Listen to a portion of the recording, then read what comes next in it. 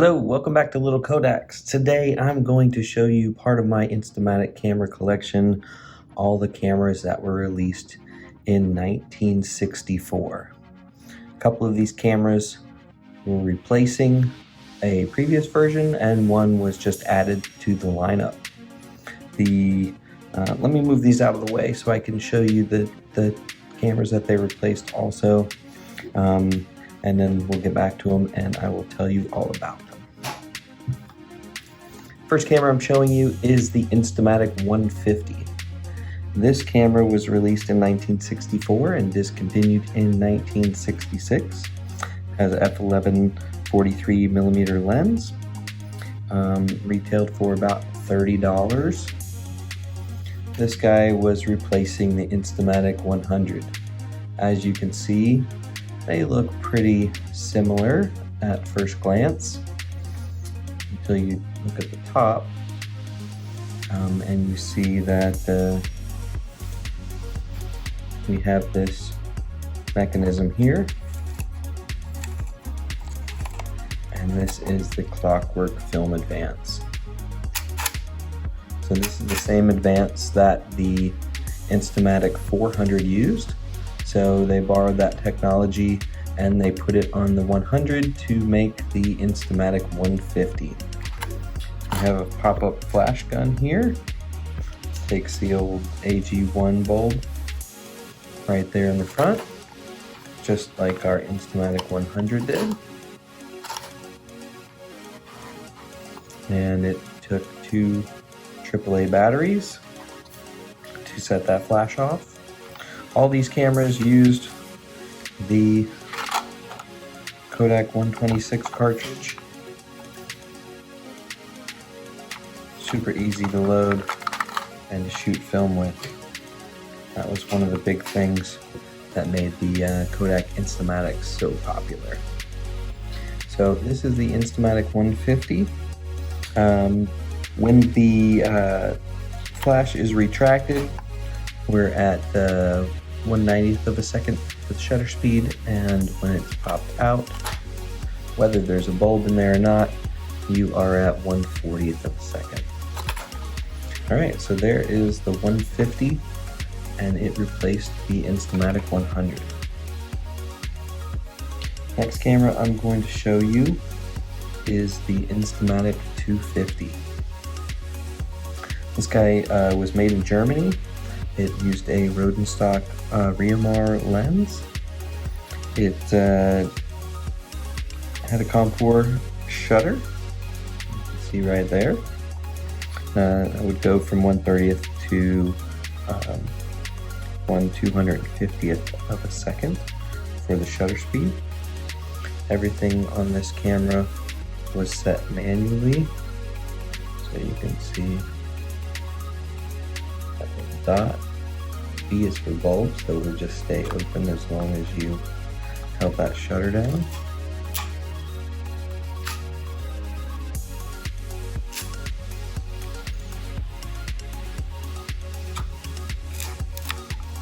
So this guy has a cable release on the top.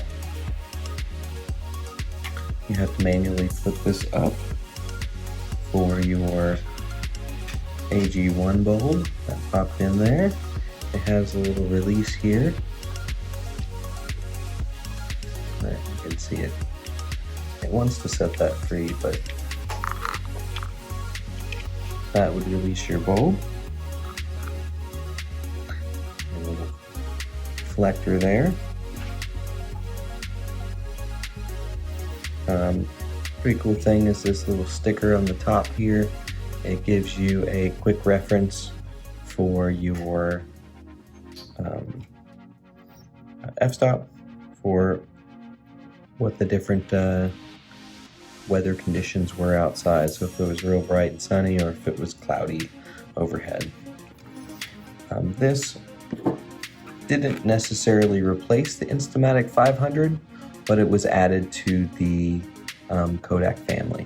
So the 500 was kind of the real nice premium German camera, and then the Instamatic 250 was kind of a step down from there. There's a lot of features that the 500 has that were not included with the 250. Retail price on this was about 35 bucks. So it wasn't anywhere near the 500. But you can kind of see they're very similar with the design. This has a plastic bottom where this is all metal. This had some attachments here where you could put a neck strap on where the 250 did not. One change from the 500 to the 250 was that you could take and put batteries in here. So that used the N size battery, and you would just slide 2 of them in.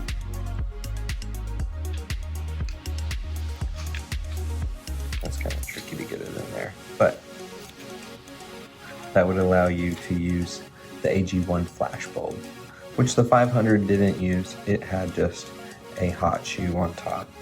So that was one advancement in the German-made Instamatic cameras. Still is a really nice camera, and this is where you set the f-stops here. And then you set the focus here.